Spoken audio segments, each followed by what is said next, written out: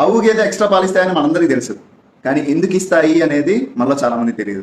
5,000 క్షీర జాతుల్లో రాని ఈ ఎక్స్ట్రా పాలని ఆవు గేదెల నుంచి రప్పించడానికి మనుషులు 5 ట్రిక్స్ వాడతారు. టెక్నాలజీ యూజ్ చేసి జని మార్పిడి చేసి ఎక్కువ పాలిచ్చేలాగా చేయటం. ఇలా ఎక్కువ పాలిచ్చే జాతులు వస్తాయి కదా, వాటిని మాత్రమే వృద్ధి చేయడానికి బ్రీడింగ్ చేయటం. ఆవు నిరంతరం పాలు ఇవ్వాలి అంటే అమ్మ అవ్వాలి, అమ్మ అవ్వాలి అంటే బిడ్డ పుట్టాలి. ఇట్లా బిడ్డను పుట్టించడానికి ప్రతి సంవత్సరం కృత్రిమ గర్భధారణ చేస్తారు. ఉత్పత్తి అయ్యే పాలల్లో వ్యాపారం కోసం ఎక్కువ మిగలటానికి బిడ్డను వేరు చేస్తారు, మూతి కట్టేస్తారు, మగబిడ్డల్ని చంపేయటం, త్వరగా గడ్డిని అలవాటు చేయటం, ఇలా ఎన్నో. డైరీ ఫామ్ మొత్తం మీద పాల ఉత్పత్తి అనేది ఎక్కడ తగ్గకుండా ఉండటానికి ఏ జంతువులు అయితే తక్కువ ఇస్తున్నాయో, అంటే 8 ఏళ్ళు దాటిన జంతువులు అనమాట, వాళ్ళని కబేలాకి అమ్మేస్తూ ఉంటారు భారం అయిపోతాయని చెప్పి. ఇవన్నీ మీరు సమర్థిస్తున్నారా?